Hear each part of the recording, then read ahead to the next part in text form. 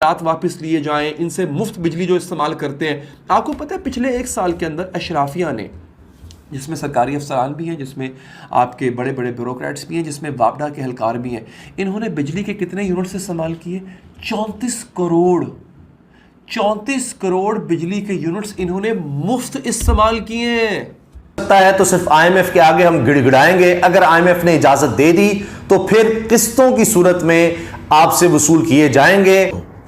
आप जब तक उस मसले के ऊपर अपनी तवज्जो नहीं करते, आप उस मसले को हल नहीं कर सकते। अब ये बात मैं क्यों कर रहा हूं? ये सामने अगर आप खबर देखें, इस खबर के मुताबिक मुल्क में चीनी का बहरान शदीद होने का खदशा। डॉक्टर साहब, निगरां वज़ीर ख़जाना की जानिब से जो आज बयान सामने आया है, उन्होंने कहा कि माशी सूरत हाल अंदाजे से बहुत ख़राब है, लिहाजा हम आवाम को कोई सब्सिडी नहीं दे सकते। तो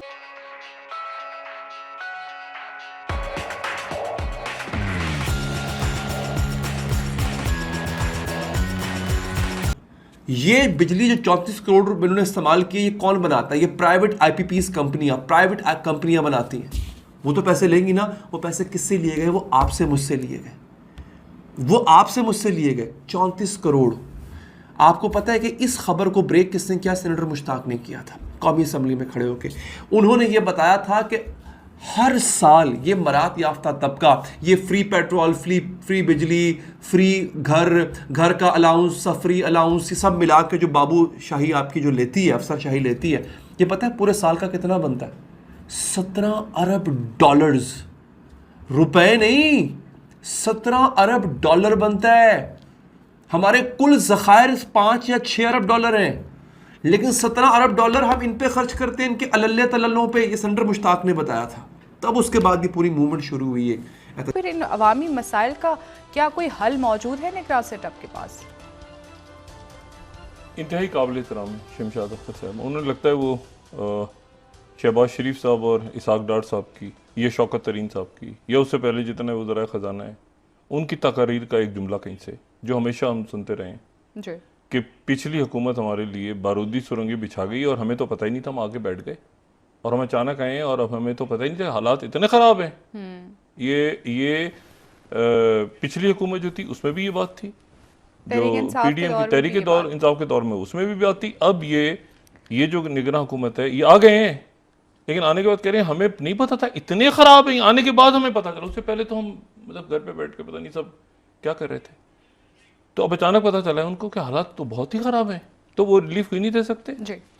और कल जो है वो 10 से 15 रुपये, 10 से 15 रुपये के दरमियान कल पेट्रोलियम मसनूआत की कीमतें बढ़ जाएंगी रात 12 बजे।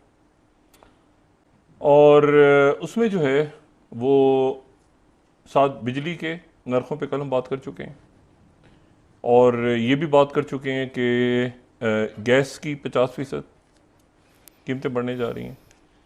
वो भी फैसला नहीं हुआ कि किस्तें होंगी बिलों की, वो भी फैसला नहीं कर सके। उसके लिए भी शायद आईएमएफ से पूछना पड़ेगा कि किस्तें क्या की जा सकती हैं कि नहीं। और परसों जो है वो मुल्क में शटर डाउन हड़ताल की कॉल दी हुई है ताजरों।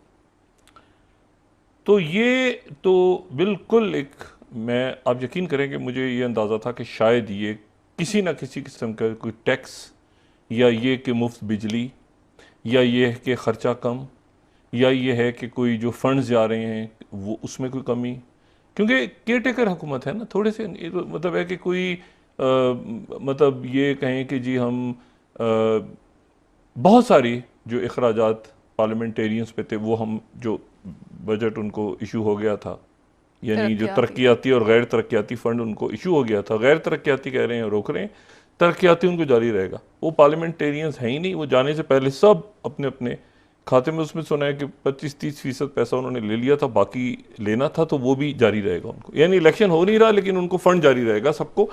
और उन लोगों को भी जो कि यानी आप समझें कि जो पार्लियामेंट में नहीं थे लेकिन मतलब है कि मुशीरान या बाकी ऐसी मावनीन खुसूसी वगैरह, उनके फंड्स भी शायद हैं। तो ये किसी किस्म की आवाम के सामने भी बात ही नहीं कर रहे आके, और ये बड़ी मेरे लिए परेशान कुन बात। शमशाद अख्तर साहबा का बड़ा नाम है और उनकी मईशत पे बड़ी गहरी नज़र है और गिरफ्त है, लेकिन शमशाद अख्तर साहबा या हफीज़ शेख साहब, ये तमाम जो शख्सियात हैं, ये वो हैं जो जिनका सिर्फ ये है कि IMF के साथ मामला ठीक। बाकी अवाम क्या सोच रहे हैं, सड़कों पे क्या हो रहा है, गली मोहल्ले में क्या हो रहा है, क्योंकि अवाम को जवाबदेही नहीं है, तो इसलिए इनका कोई ताल्लुक नहीं है।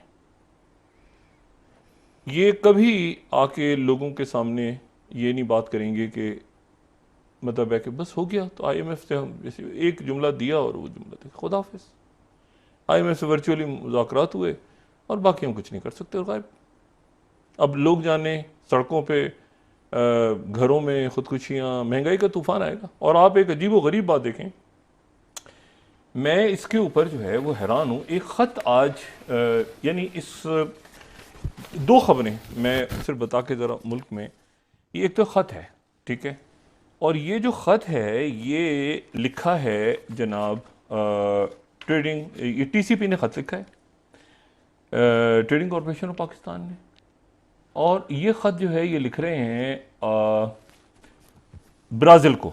ब्राज़ील में पाकिस्तान के कमर्शियल अताशी को एक ख़त लिख रहे हैं और उसमें कह रहे हैं कि हमें 1 लाख मेट्रिक जो है वो चीनी बाहर से मंगवाने की इजाज़त दी जाए। अच्छा, अब ये क्या ख़त है? इसको ख़त को ज़रा, ये जंग अखबार की वेबसाइट इस ख़त को किस तरह बयान कर रही है सर। मुल्क में चीनी का बहरान शदीदतर होने का खदशा।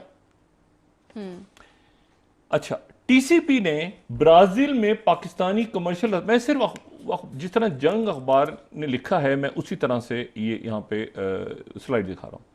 नहीं, दूसरी स्लाइड प्लीज। अच्छा, वो ये कहते हैं कि मुल्क में चीनी का बहरान शदीद तर होने का खदशा है। TCP ने ब्राज़ील में पाकिस्तानी कमर्शियल अताशी को 1 लाख मेट्रिक टन चीनी इंपोर्ट करने के लिए खत लिख दिया।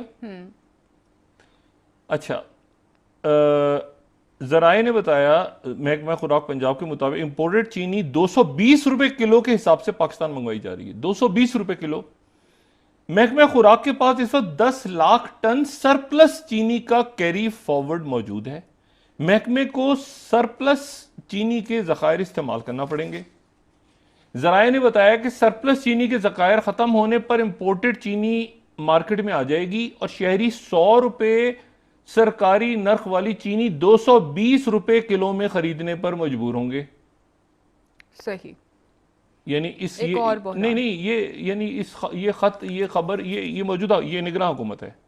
इस खबर के अंदर अगर आप तफसील इसकी पढ़ें, उसके मुताबिक पाकिस्तान के अंदर जो सरप्लस चीनी है उसके ज़खायर अब इस्तेमाल होने ऑलमोस्ट शुरू हो चुके हैं और अब जो चीनी इंपोर्ट की जा रही है वो 220 रुपए फी किलो तक इंपोर्ट की जा रही है। और अगर सरप्लस चीनी खत्म हो गई तो ज़राए का कहना है कि सरप्लस चीनी के ज़खायर खत्म होने पर इंपोर्टेड चीनी मार्केट में आ जाएगी और शहरी 100 रुपए किलो सरकारी नर्ख वाली चीनी 220 रुपए किलो में खरीदने पर मजबूर होंगे।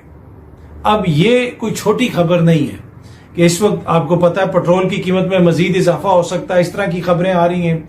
बिजली के बिलों की जो हालत है वो भी हमारे सामने है। फिर डॉलर का जो रेट है वो 300 से ऊपर जा चुका है। कोई उसको, जिसे कहते हैं ना, कोई है ही नहीं ऐसा बंदा जो उसको रोक सके। सब कुछ करके हमने देख लिया।